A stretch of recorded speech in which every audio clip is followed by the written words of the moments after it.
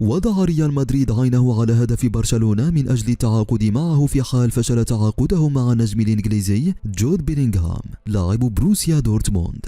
ويسعى ريال مدريد لتدعيم صفوف الفريق بقوة في الفترة القادمة لتطوير مشروع النادي المستقبلي برئاسة فلورنتينو بيريز. وحسب ما ذكره صحفي رودريغو فايز في صحيفة ESPN، فإن برناردو سيلفا لاعب مانشستر سيتي أحد الخيارات التي ينظر لها الريال في حال لم تتم صفقة بيلينغهام. وشدد المصدر أن سيلفا يعتقد بأن مانشستر سيتي سيسمح له بالرحيل هذا الصيف إذا تلقى النادي عرضا مناسبا له. ويواجه ريال مدريد صعوبة في التعاقد مع بيلينغهام بسبب دخول السيتي وليفربول في صفقة بقوة. ووفقا للمصدر ذاته، فإن مان سيتي واثقا من الحصول على خدمات نجم دورتموند وحسم الصفقة قبل النادي الإسباني. والجدير بالذكر أن برشلونة وضع سيلفا ضمن خطط الفريق للتعاقد معه في الصيف القادم.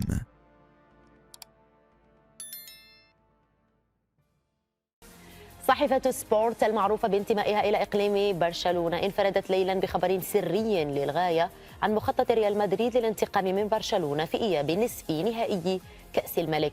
اليومية الكتالونية قالت إن الهزيمة الثالثة على التوالي لريال مدريد في الكلاسيكو كانت بمثابة ضربة قوية للأنا الخاصة بلاعبي النادي الملكي. سبورت لفتت في تقريرها السري أيضا إلى أن حطام سفينة مدريد في آخر كلاسيكو يغذي الرغبة في المواجهة مع برشلونة. يعلم الفريق الأبيض أنها فرصته الأخيرة لشفاء كبريائه الجريح. خيبة أمل جديدة في الكلاسيكو، يضيف التقرير، ستتحول إلى سخرية يصعب هضمها عند المدريديين. تماما كما اخترقت صحيفة سبورت الكتالونية أجواء النادي الملكي، كذلك فعلت صحيفة ماركا كاشفة أبرز الجديد عن التمديد لتشافي هرنانديز على رأس الإدارة الفنية لفريق برشلونة، وتحت عنوان تشافي تجديد غير قابل للاستئناف. قالت اليومية العاصمية بعد ضمان إحراز لقب الدوري سيبدأ النادي والمدرب تشافي في التفاوض على التجديد بعد نهاية الموسم، علما أن المدرب الحالي لديه سنة أخرى متبقية على عقده.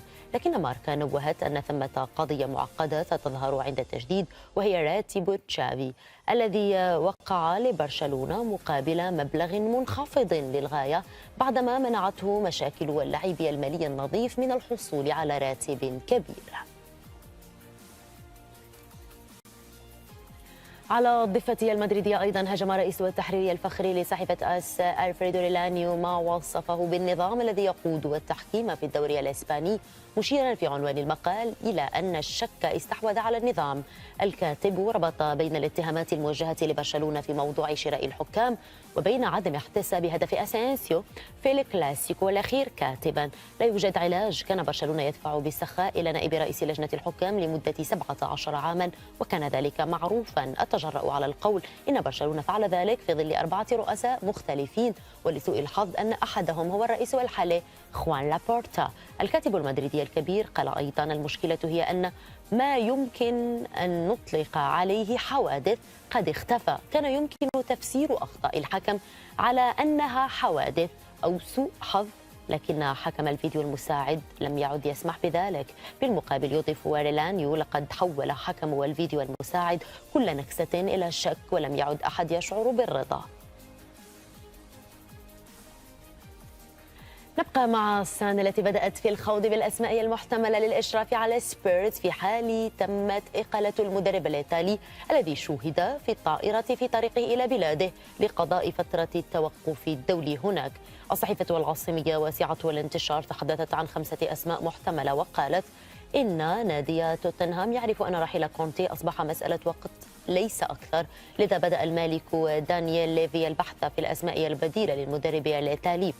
وفي حين تقول السان إن ماوريسيو بوكيتينو يبدو المفضل للحصول على الوظيفة، ذكرت أن الأرجنتيني هو واحد من بين 5 مرشحين هم ماركوس سيلفا مدرب فولهام، توماس توخيل، لويس إنريكي، زين الدين زيدان.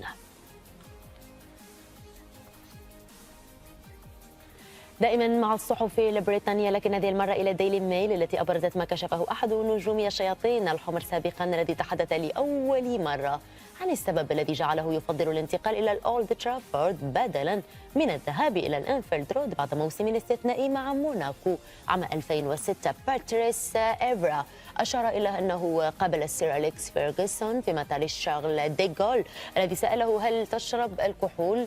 قلت لا. هل تحب الخروج؟ أجبته أحيانا. هل أنت مستعد لعدم خسارة المباريات أو حتى التعادل؟